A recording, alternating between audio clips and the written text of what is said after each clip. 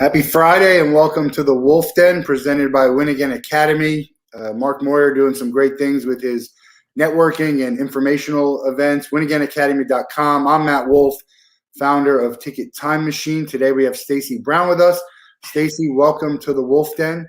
Hey, Matt. Thanks for having me. Yeah, great to have you here. It's going to be a great story to share on the heels of yesterday's episode. But I'll let you introduce yourself and tell everybody who you are and I guess kind of why you're here, and then we'll get into it. Okay. So my name is Stacey Brown, and I have been a hairdresser and very successful in the beauty industry for the last 15 years. Self-employed, six-figure earner, really proud of the business that I built. And on April 18th, so in a couple short weeks, it'll be 2 years to the day that my 17-year-old son attempted to take his own life by running his car into a tree at 100 miles an hour. And it absolutely turned our entire family's life upside down. He spent almost 2 months in shock trauma in Baltimore. We live in Maryland. And I was out of work for 7 months taking care of him. And when I returned to work, if you know the beauty industry at all, you know it's the death of your career to take any extended amount of time off. And I took that time off to be with my family, but I came back and my business wasn't the same. And 3 months later, we were hit with COVID. And I have been rebuilding my life with an online beauty brand that has exploded. And I have been learning to heal even while my son is in active heroin addiction. So I am on a mission to try to help as many people as I can. I didn't want to wait until the end result of whatever this is going to be. With our story, I wanted to document the healing as it was happening.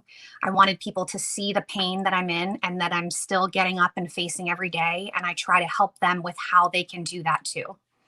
So that's my story in a nutshell. There's a lot more to it, but I figure we're going to get in it. Yeah, we'll get to it. And Dr. Corey with some nice comments here. She's a big supporter of the show.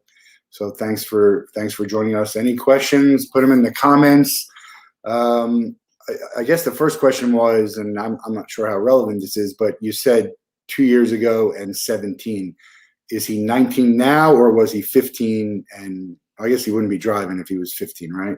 Yeah. So he started with his addiction that I know of, that we started to see issues with it at 17, and the car incident was at the age of 17.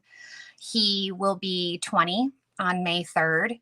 He still has some significant health issues. He needs a heart surgery, and he has a really significant issue with his lung, along with some other physical things that are different for him now.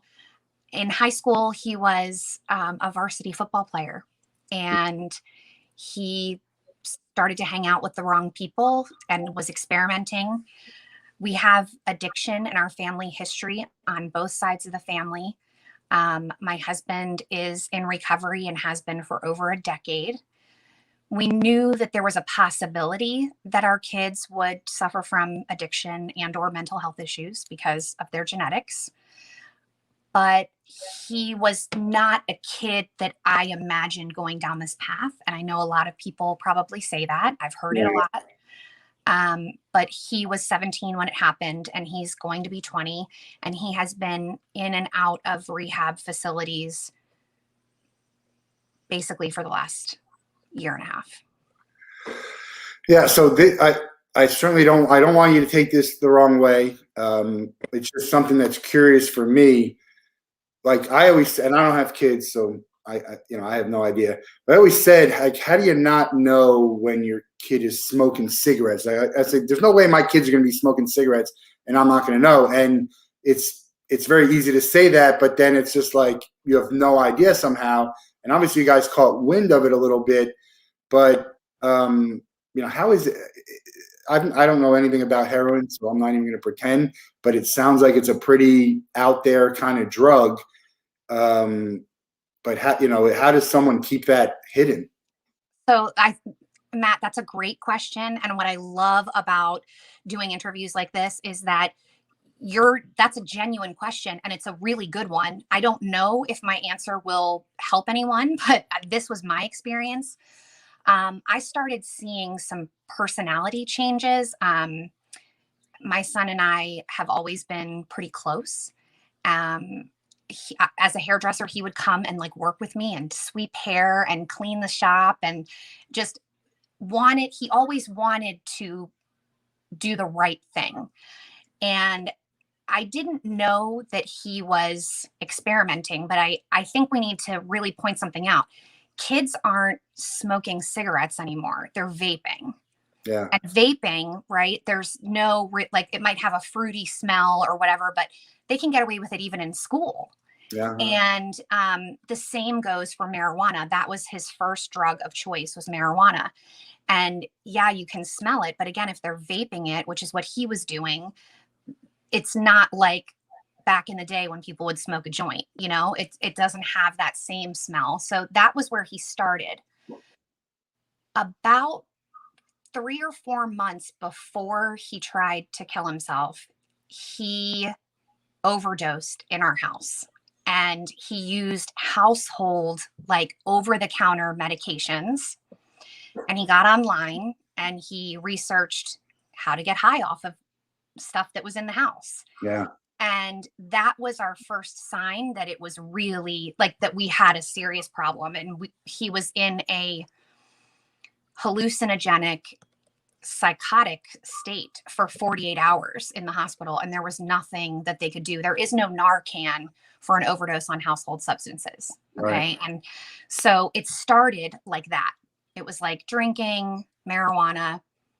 And then after the suicide attempt, his body, let me back up. He used the Vivitrol shot. Have you ever heard of that? It's like to curb cravings for addiction. Okay. And he had the Vivitrol injection 2 days before he attempted suicide. So when they took him to the hospital, they had to use the only 2 bags of ketamine, which the street name is Special K. Yeah. It's a very, very strong drug. And that's what they started him on in the hospital. It was the only thing to combat the effects of the Vivitrol. So once he was in that much pain, what are they going to give him in the hospital? Narcotics. And I think that just threw him into needing harder drugs and seeking out the high of harder drugs. But the heroin, as far as I know, didn't start until like the last year. And my biggest question right now in this world is like, how do you get to that point?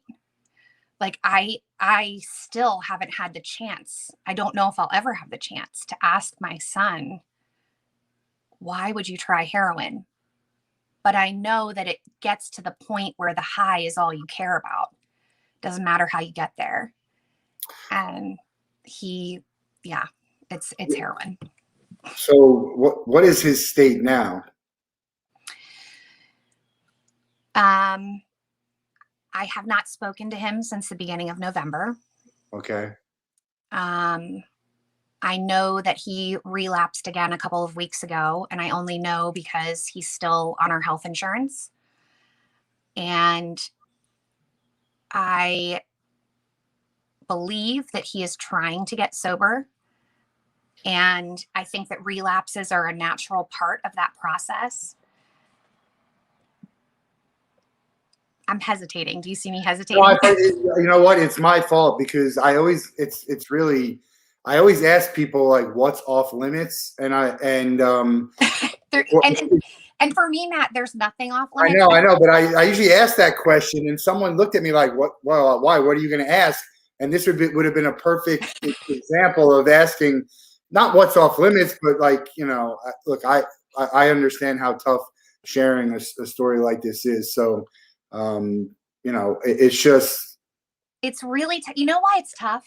this is why it's tough. It's not tough to share it with people and say, like, we survived, like we made it through. What's tough about this story is that uh, if an addict isn't ready to acknowledge their own pain, it's impossible to heal the relationships with other people.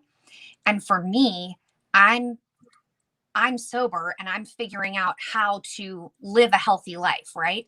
And part of that for me is sharing. But if he's not in that space yet, um, it's just hard to talk about because I'm putting the story out there and I'm putting it out there because I want to share what it's done to me.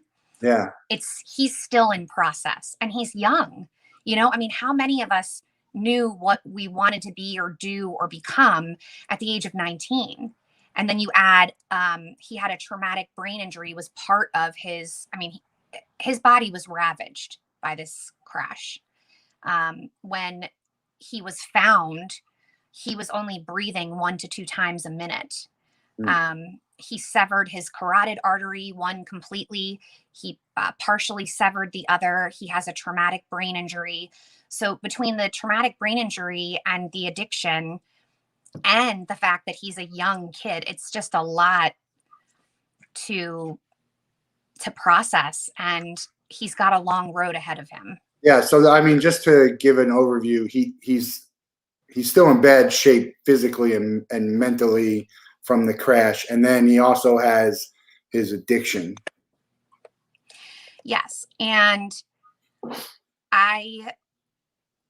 when the doctors released him from the hospital, they said to him, you can't use again or you will die. Yeah. And it wasn't enough for him to stop.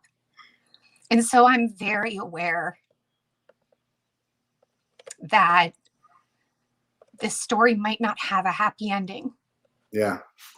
And it really pisses me off when people will say, oh, you don't know that. Don't say that.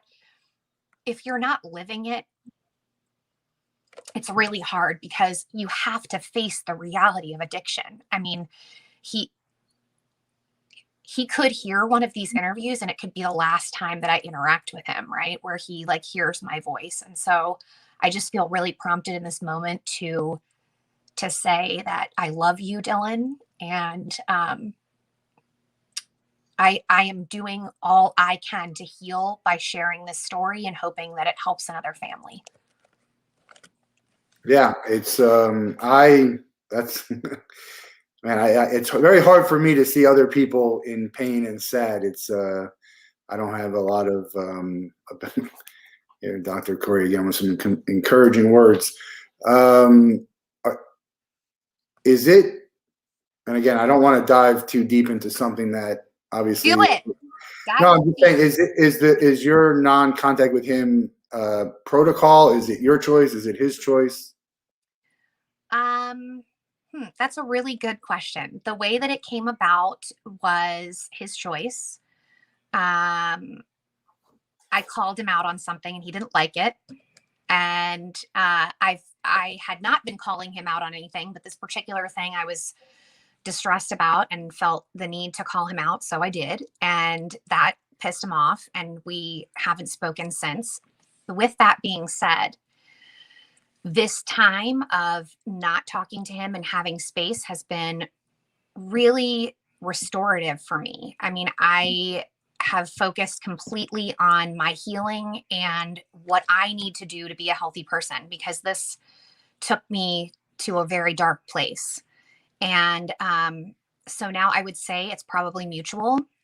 I think that there comes a time, and I kind of touched on this earlier, I think there comes a time where you have to face your demons. And you can't do that with the support of your parents and whatever else. Like, you get to a point at rock bottom where it's just you.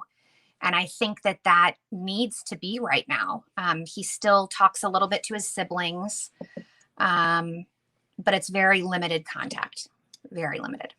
Yeah, because and I remember when I was going through what I was going through, there's so many people who want to help and who want to be there for you, but they don't know how. And it's not through any fault of their own. I mean, I don't even have any idea about what addiction looks like or or what to do. But I'm the type of person who would call someone out on it, and a lot of times you might think that's the right thing to do, but it's not going to be helpful.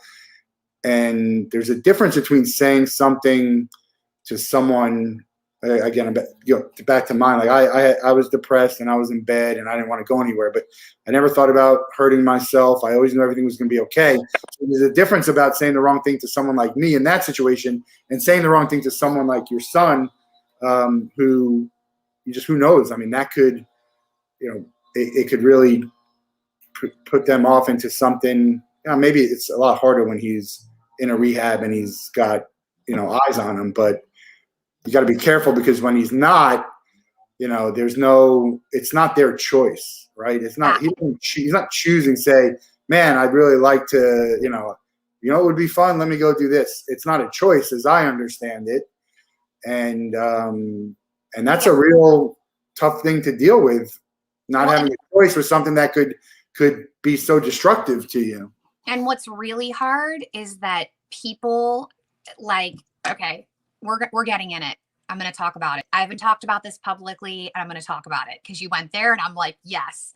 One of the things that has been the most challenging in this situation is the amount of enabling that has gone on. Now, my husband and I were probably guilty in this process of addiction with enabling him, I'm sure, along the way. But we got to a point after seeking help of professionals where people were telling us, you have to let him fall. You can't keep softening the blow. Don't cushion the blow for him. But what happened was extended family and friends would swoop in and take him in, and and then they're going through the dishonesty and all that kind of stuff. And it's that has been really hard, because you're not just dealing with the disease. You're not just dealing with the fact that he has this uncontrollable desire to use. You're dealing with all the dysfunction of other people who want to swoop in and think they can fix it better than his parents can, or better than his therapist can, or better than his rehab can. And it is hard for me. I would say emotionally, I am still really pissed off about that, because it made the journey so much harder because people didn't stay in their own lane. And I'm not talking about helping him. I'm talking about enabling. Huge difference. And and it definitely has prolonged his journey to healing, in my opinion. Well, I think enabling is such a devastating thing to do. And I'm not even just talking about drugs. I mean, there's so many people are enabled to do things that are really detrimental. And I'm, again, not even just drugs or alcohol or, whatever. It could be anything. There's just so many things that people are enabling and not calling people on, when that's what we need to do, right? Rewarding bad behavior. I wrote an article about this on Wednesday regarding influencers and rewarding bad behavior. So it's definitely something that I am big on, is calling people out on their bullshit. And I want you to call me out on my bullshit, because I'm sure I have it. And I've been told, it's much better to do that. It's the only way we learn. Some people don't know that they're doing something wrong, and some people don't care. So there's a big difference in that. But you definitely need to have people aware of it and keep calling people on it. And I did it today on my LinkedIn, and I'll always continue to do it. And some people aren't fond of you when you do that, and they be like, well, it's not your problem. But it all affects. You never know who it's going to affect next. So I think we should curb that as soon as we can. Yeah, it's so true. I mean, I tried to curb it and say, you're enabling him and back off. But again, because of his age, it made it complicated, because by the point that he really needed help, he was over 18. We went through rehab stints and all of that at 17.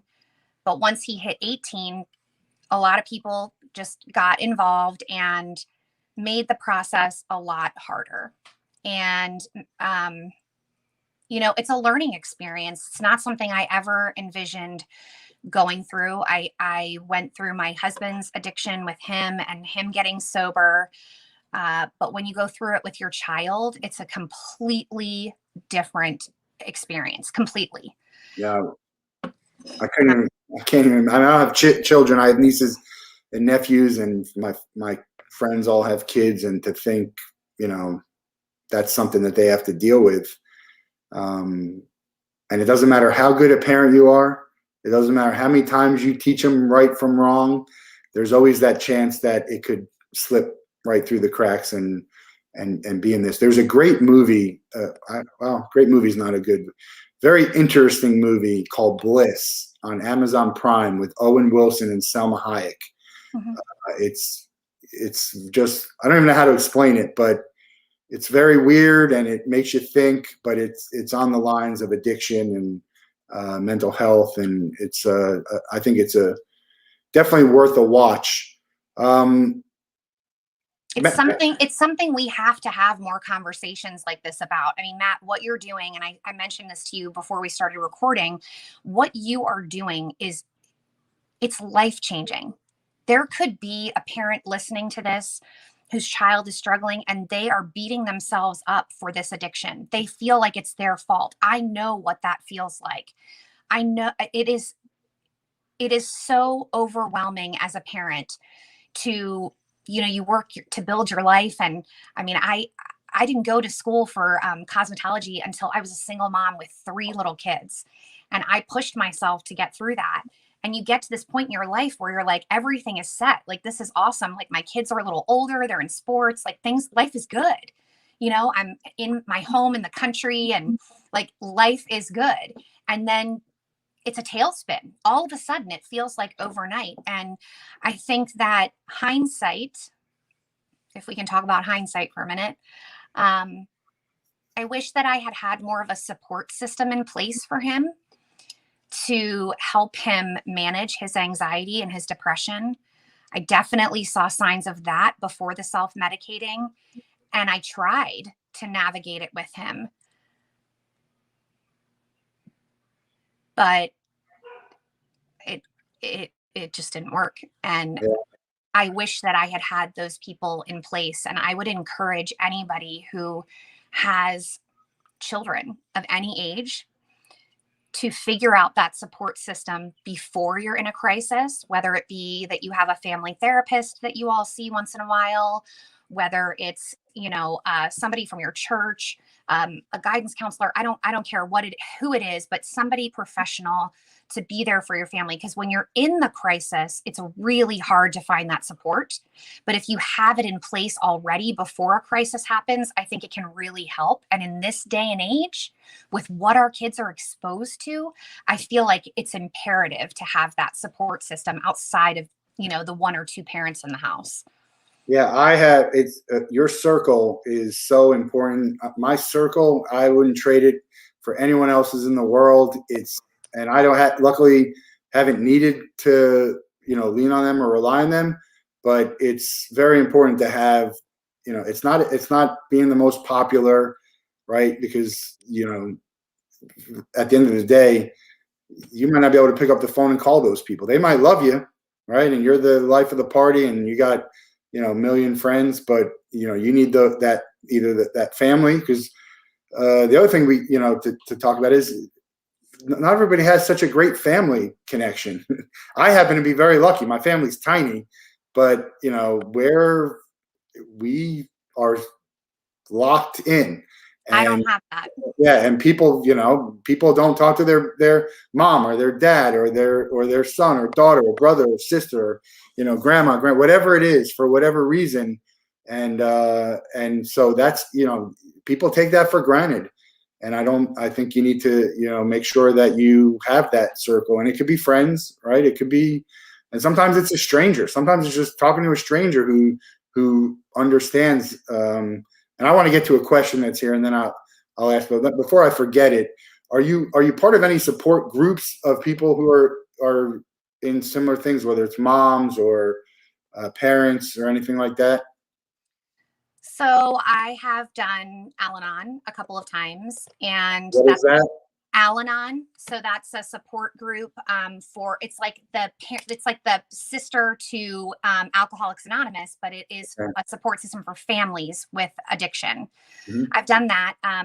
I needed a really good therapist. So I have a great therapist that I see religiously. I do not miss my appointments with her. That's been a great resource for me.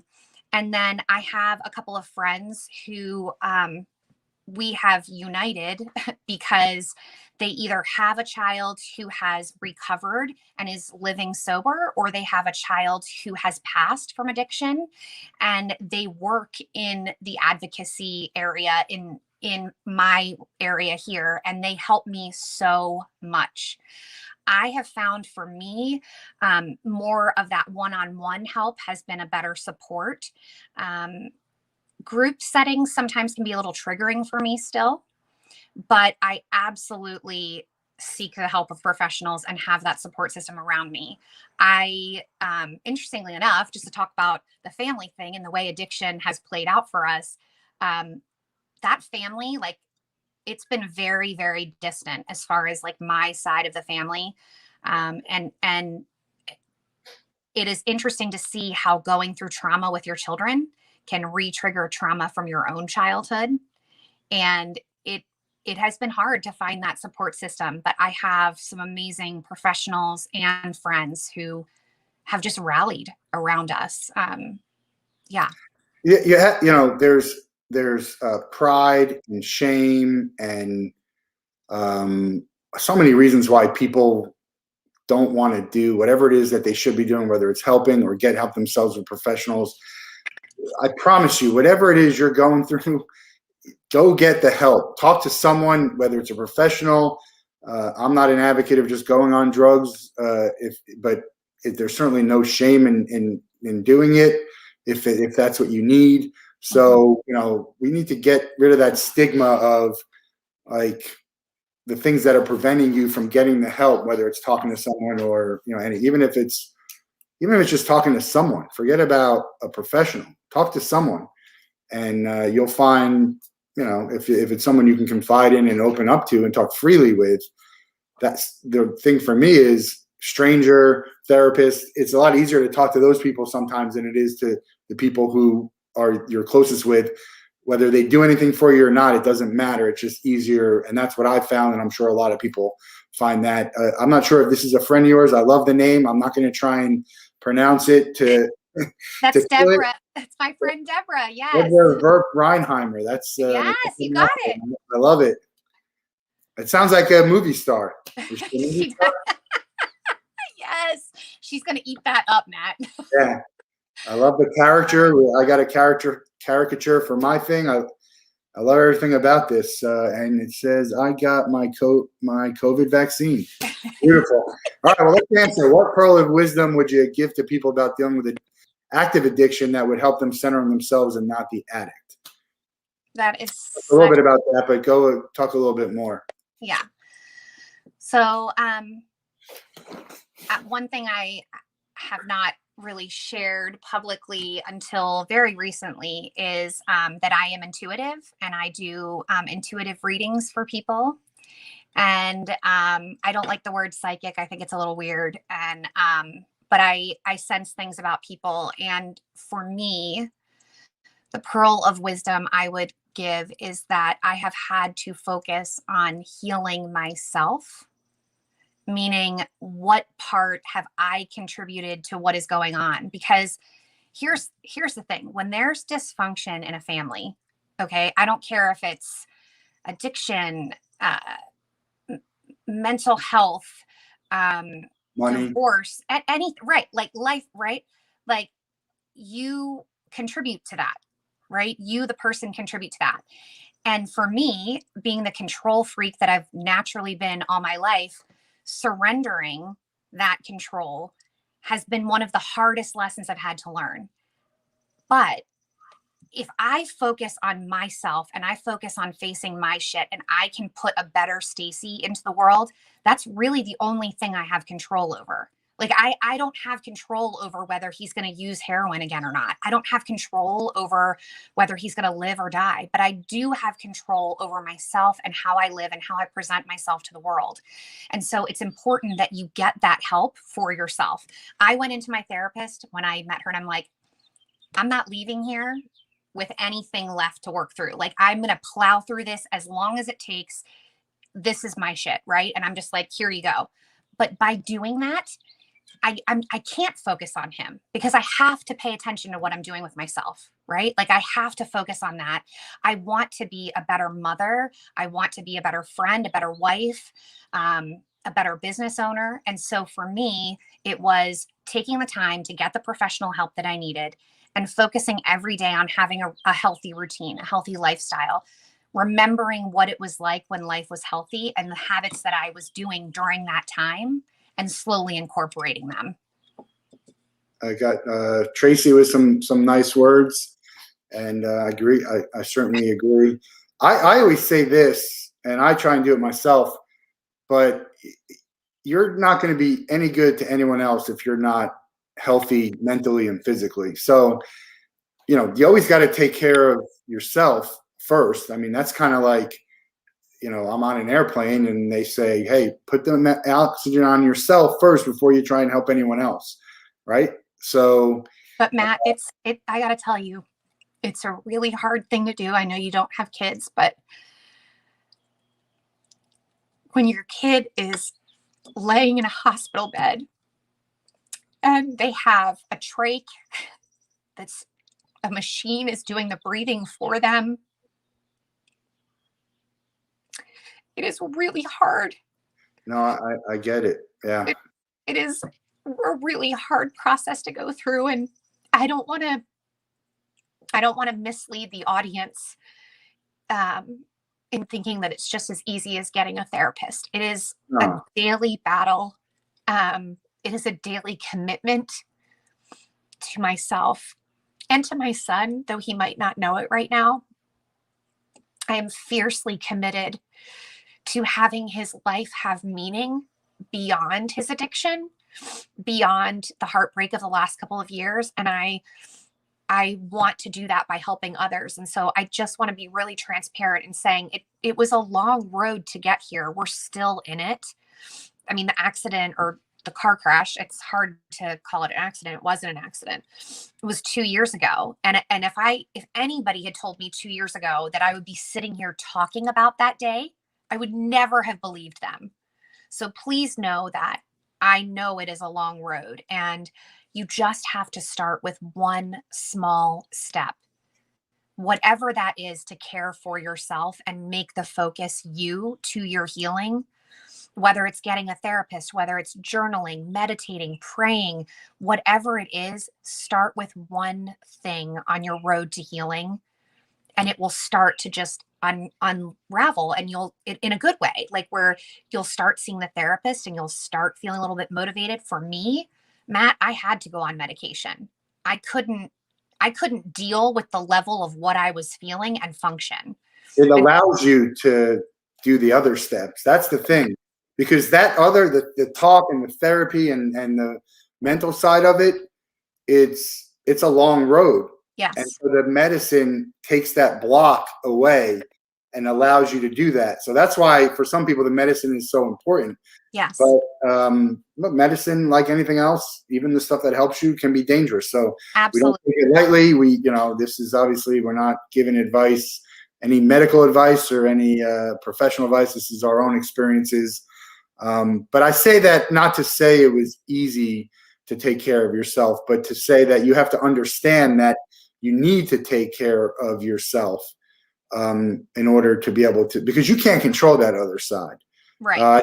I told you that yesterday's guest, Ryan Nurse, Fool Around the World. I highly recommend watching the episode. It could be life-changing as well, same as I feel like this episode will be. He focused on gratitude, and that's how he got himself out of a bad spot. Everyone's different. Things work differently for everyone, and that includes medication and therapy and all of that stuff. But yeah, it's so we'll wrap up this part of it. And we can always continue more, but I want to get to more about what's going on today.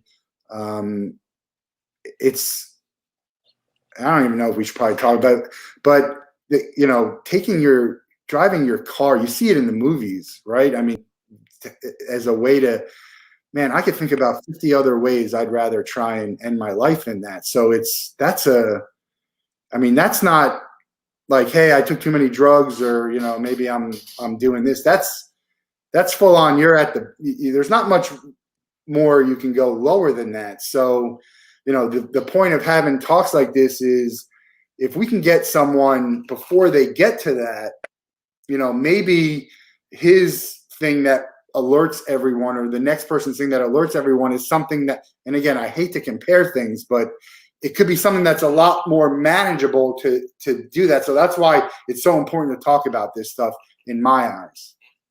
I would agree with that. And I think that I never talked about my own mental health journey. And I myself, in my younger years, I have been hospitalized a couple of times for depression. I too attempted to take my own life. I have never said that publicly. When I was 14, I am familiar with that darkness. And when you are in that darkness, I think it is really, really hard, if not impossible, to see past that moment. I think because he was a teenage boy who had an impulsive moment and loved fast cars. He executed a plan to be successful. It was not, a cry for help. It was a cry, I'm done. And it is a really beautiful thing, which, just let me finish this thought. It's a really beautiful thing when God places angels, literal earth angels, on a path to save another. And that was what happened that day. He went to a country road where he knew no one would hear him or find him. And an off-duty Baltimore City firefighter happened to be in the area. He was helping his wife clean windows of a house that she had for her job. And he was trained to know the sound of hearing a crash. So even though it was just a crack kind of a sound from where he was, he knew what the sound was. And he jumped in his car and drove down this windy road, and he found my son. And he had the medical knowledge to stabilize his airway. Like I said, he was breathing 1 to 2 times per minute. And when he tried to call 911, they were down in like a valley where there was no signal. And he ran up the road to call 911. And when he turned around, my son's car was on fire. Mm. And he happened to have a fire extinguisher in the back of his car. Mm. And yeah. I just believe, like, it was like he made the plan, but it wasn't his time. Yeah. People were there in place. It was an absolutely miraculous thing that he survived. Yeah, I talked about that yesterday, and I'm not a religious person in that respect. But I don't know what it is, but it's something. We definitely can call it a miracle. And miracles do happen, and things that can't be explained. And I think I hate to say everything happens for a reason, because there's a lot of things that I can't see the reasoning in it, even though maybe other people can. And maybe that goes, with the loss of I lost my father 15 plus years ago. No one's going to convince me there was a good reason for that. So, but understanding that bad things have to happen in this world, it can't all be good. But definitely miracle is a good way to describe it. And it's good to, it's great to know that he has the opportunity, possibly and hopefully, to come out of this on the other side, and a lot of good can come from it. And, there's plenty of people who are heading the wrong way, and something like this happens, and now all of a sudden positive things happen. That's the best way we can look at it, is try and take the good from the bad. And I know it sounds like you've done that, and hopefully, talking about it will help other people do it, or, that's the hope. That's why we have these conversations. So really appreciate you diving into this. I want to talk about your red hair. and Stacey, we always like to get a little bit lighter as we get closer to the end. Anything else you want to say about what we've talked and some last words on that subject? Yeah. If you don't mind, just for a Yeah, second here. as long as you need. I don't know how I don't know how I would have gotten through this experience without my faith in God and a power greater than myself. And I say that because there have been so many blessings in this mess. I have 3 other children, and I am closer to them than I have ever been. And I pray that that happens with Dylan at some point too. I have had people cleared out of my life that didn't serve a healthy space for me. And I have been blessed with an incredibly supportive husband. And I see, I see the beautiful things that are happening. And I believe that no matter what the outcome is, this story will be used for good. And so I just pray, if you're listening to this and you're struggling, or you know someone who is struggling, I pray that you will be brave and seek help and know that this world needs you. Get help. Yeah, very well said. For me, like I always knew I was going to be okay. I don't know how. So no matter how dark it gets, if you can just have that little glimmer of hope, it doesn't even matter how small it is. As long as you can see it, you can walk towards that, and it can't. There's a possibility that it can get bigger. So like Stacey said, get help if you need it. Talk about what's going on in your life. Talk with your friends. Ask them. Don't give a, we talk about this with the Same Here people. Stephen and Eric do a great job of illustrating, but don't ask how, if you ask, how are you doing? Mean it. We shouldn't have it such a, a cliched pleasantry. Like, hey, how you Yes. doing? Because people ask me that all the time. I go to the supermarket, how you doing? Well, Good.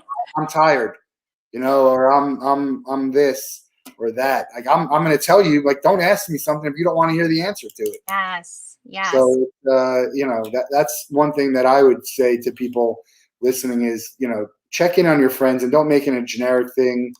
Be like, oh, really, how are you doing? Like, Absolutely. what's going on? How is this? Do you want to talk about anything? Because the wall is there. We just got to break down the wall. It's possible to do. So I think, I love the way that you tell this story and encourage and have the faith to do it. So Now the red hair. yeah, we'll just talk about Style of Stacey, because that's obviously a thing for you. Okay. What does So Style of Stacey mean? Yeah. And how has it evolved? And why is your hair red? Okay. So I love these questions. So, Style of Stacey was the name that I picked because I realized I didn't want to share just beauty tips. I wanted to share my life. So it's my style, right? It's the things that I do, the way my life is. This is new, or this was always that way? This has just always been my handle on Instagram, and it's been like my brand, right? But what happened, this is so crazy. There's just, I feel like I don't know that I can say that everything happens for a reason, but I do feel like there can be something amazing in everything that happens. And right when we were being shut down by COVID, I was introduced to a beauty brand called Pharmacy, and it's makeup and skincare. And I was bored at home, okay, during the pandemic. There's nothing to do. And you realize I'm self employed. So I'm used to like busting my butt, okay? So to not be doing anything, I was stir crazy. And I started doing my makeup on Facebook Lives 5 to 7 days a week. And I've been doing that for a year.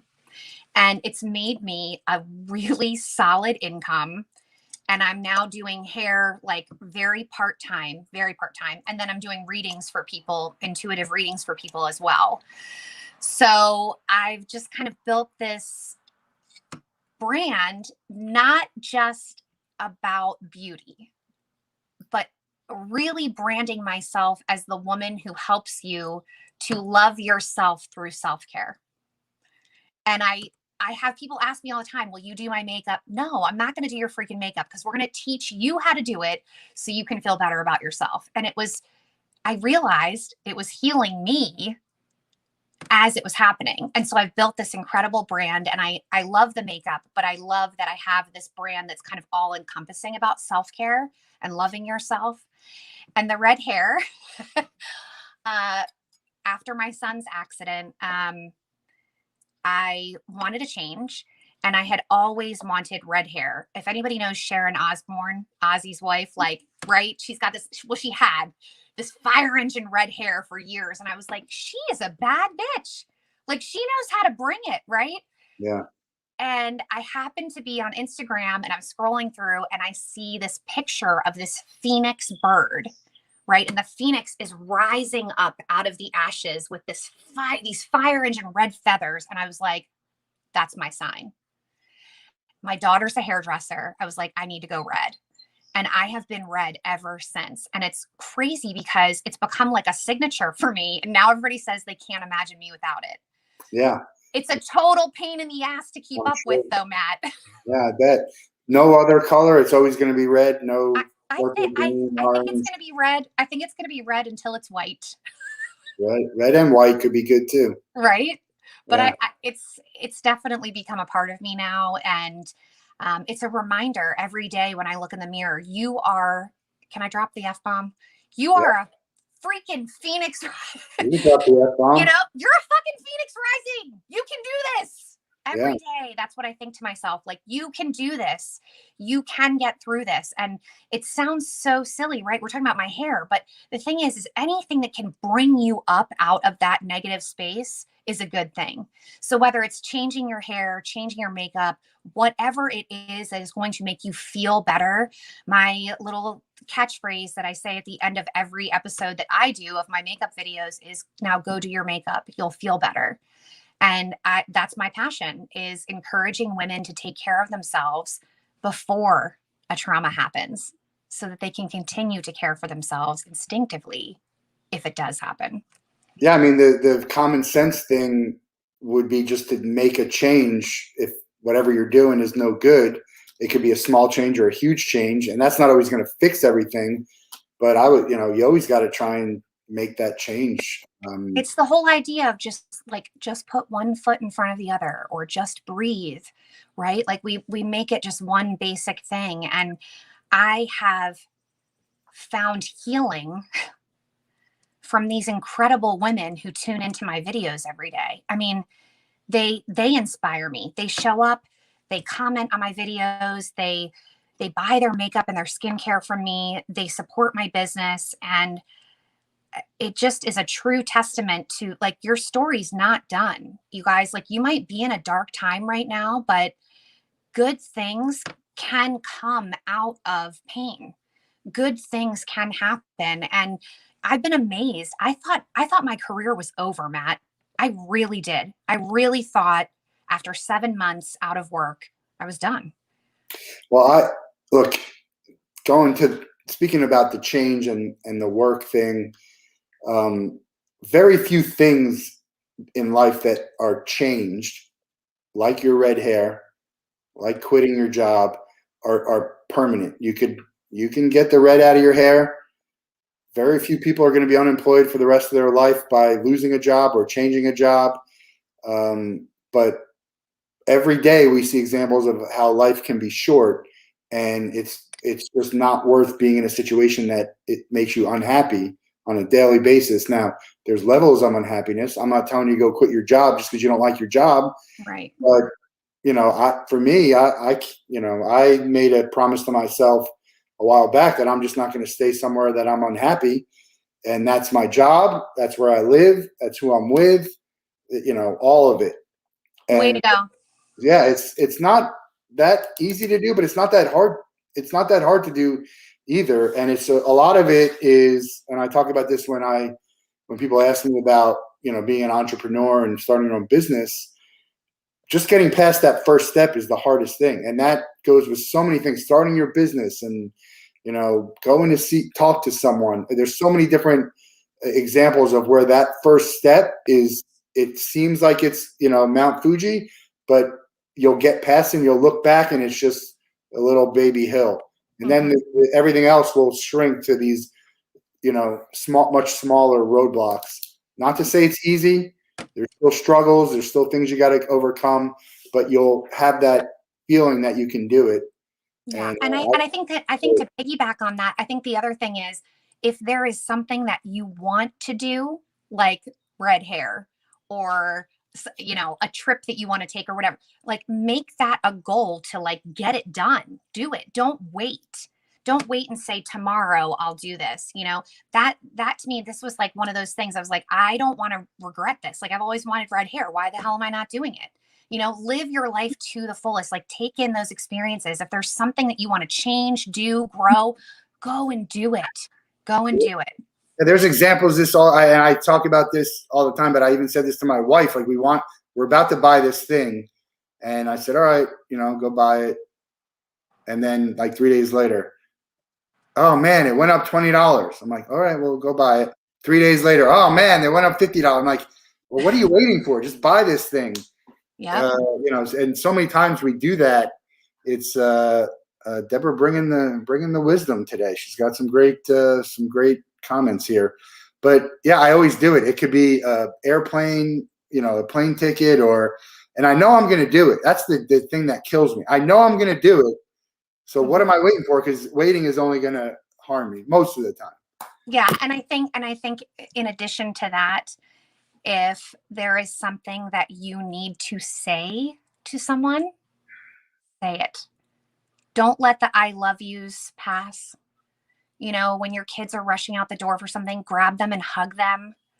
There are things that I think we, like hindsight, think, oh, like I should have, right? You don't want to have regrets. Don't leave those important things unsaid, because you don't know if you're going to have the chance to say them again. And I know that sounds so freaking cliche, but I just need to share with you that my son moved out a couple of days before he attempted. And I remember him coming to me. I was sitting on the couch and I knew he was moving out and I was upset. And he came to say goodbye to me and he said, I love you. And I didn't get up and hug him. Mm. And I have since hugged him, but the idea that could have been the last time still sits with me as a reminder every day to never let that happen again.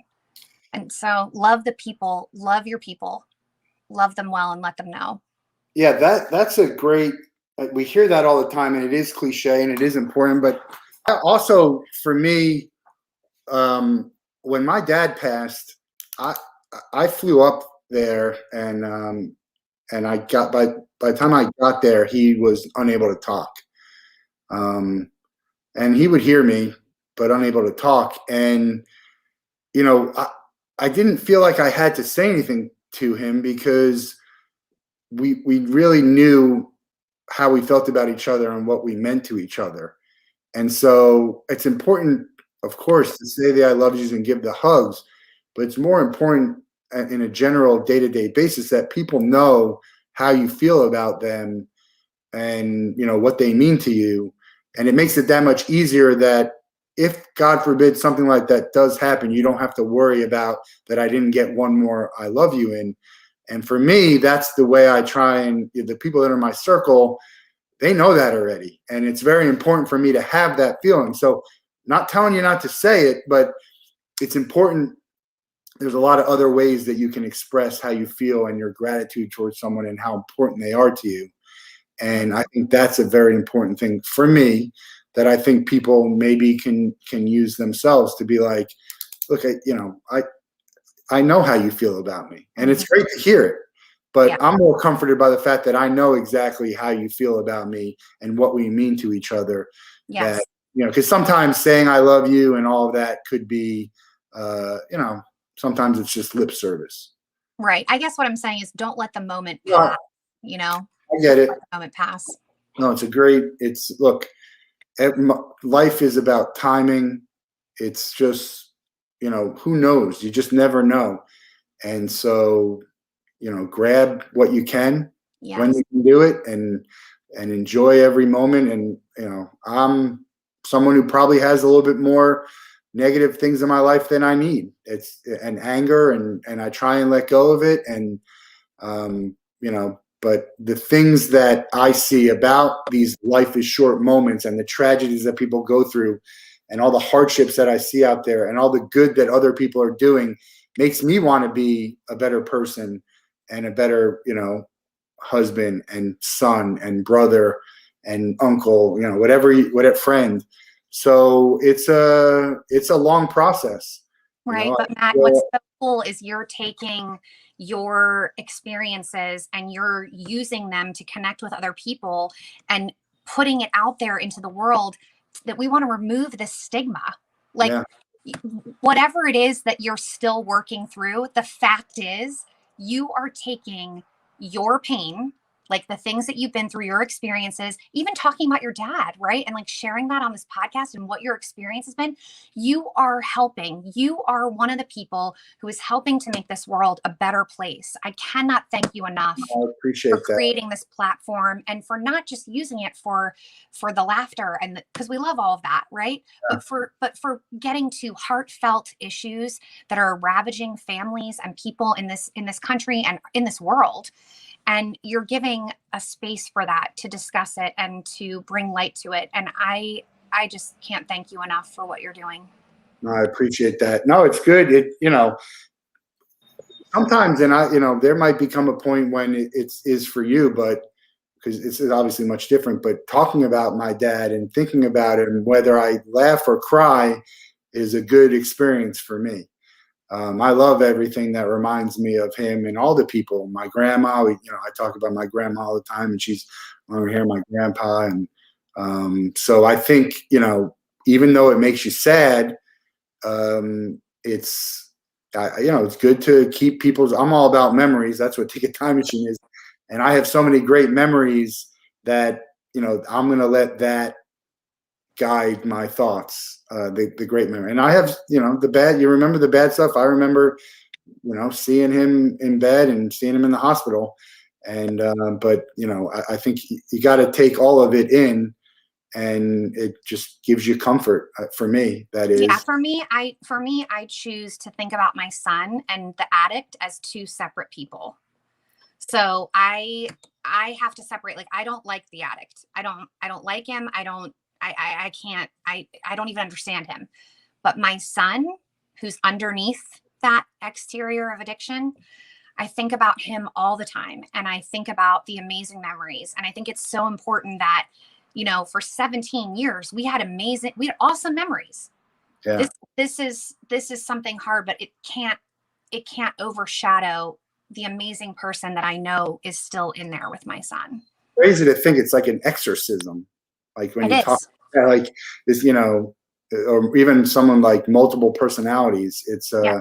Well, I have faith, and I'm not a religious guy, but I have faith that you will have more good memories with your family, and I'm happy to help any way I can. Is there anything that people listening or watching can do to support Dylan? Words of encouragement? Is there something that people can do? So right now, I think just sending prayers our way is always appreciated. I believe that there's so much power in positive energy and sending that to one another. I believe that we're all created with energy. And so if you're listening to this and can send some white light, good vibes, prayers, whatever you want to say our way, we would be grateful. And I'm just really happy that I was able to spend this time with you and bring light to something that people don't like to talk about, but it needs to be. Look, it's funny because I grew up a very shy person, and I'm still shy in some respects. I open up very quickly. I'm never shy around someone who genuinely wants to be with me and spend time with me and talk to me. That's really the whole thing about shyness, is we're just not sure what the other person's going to react. So if you're not interested in talking to me and you're going to give me some feeling of shame or just unhappiness, feel bad about wanting to talk to someone. That's it. So, well, I'll talk about anything with anyone, anytime. That's why we have the Wolff Den, and I hope to have some people on who disagree with what I say, to have some real good conversation about things that need to be talked about. We're going to let you go with the same question we get everyone is, I'm guessing it's going to be a pretty unique answer. We ask everyone, you can pick one person that you can spend 24 hours with, a full day. 2 rules. They have to be alive and you can't be related to them.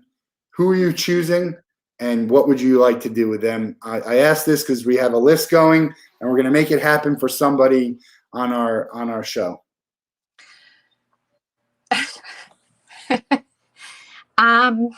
Anyone. We've had some silly answers. We've had some. I was going to say, this is so hard because it's going to sound so cheesy, but Aaron wants to go fishing with George W. Bush. He still doesn't understand that if you're not a guest on the show, I'm not doing it. So you got to become a guest on the show, Brent.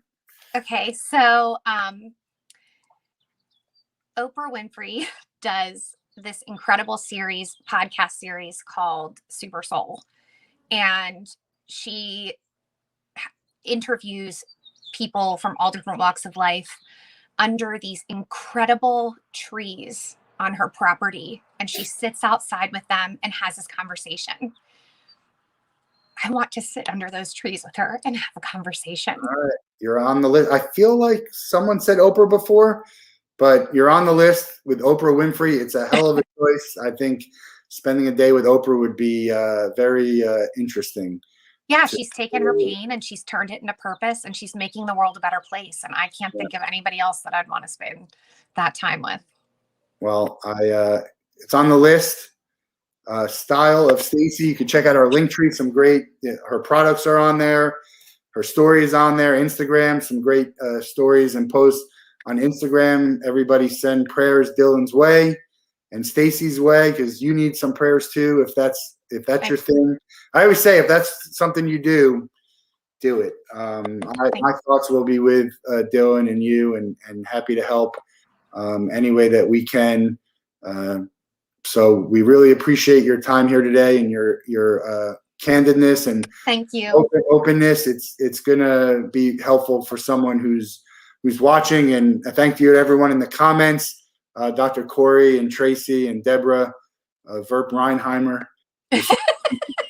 Great words, and thanks to Brent. We'll get him on the show sometime, and we'll get him fishing with George W. So until next week, we have some great guests coming next week again, including our 50th episode of the Wolff Den. So stay tuned. Have a great weekend. Do something good for someone, and we'll see you soon.